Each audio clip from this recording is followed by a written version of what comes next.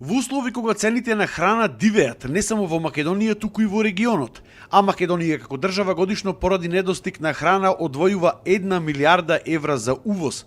Единствен излез од оваа ситуација е зголемување на домашното производство и прекинувањето на третата страна во синџирот, производител, трговец, купувач.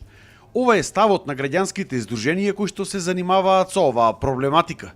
Директното купување од земјоделците ќе придонесе граѓаните да добијат поевтини и поквалитетни производи, а трговците ќе ги примора да ги намалат веќе неморално високите маржи. Slow Food Македонија за оваа цел низ годините наназад организира пазари на маркети, пазари на фармери кои што не се долгорочно решение на овој проблем, ама се добра алтернатива.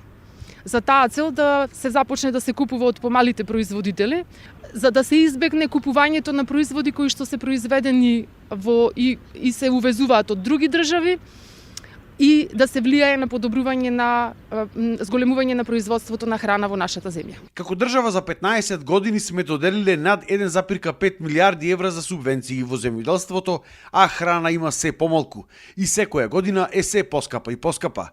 Според познавачите на приликите, потребни се итни мерки за промена на целата земјоделска стратегија. Порано земјоделството не беше 12% од бруто домашниот производ, сега веќе сме симнати на 8%. Ја сме држава која што навистина има и сончеви денови, погодна клима и почва за развој на земјоделското производство, зборувам и во однос на квантитет и во однос на квалитет. Ни недостасуваат развојни мерки за самите земјоделци, поголема поддршка, организирање на земјоделците и намалување на тој синџир на добавувач.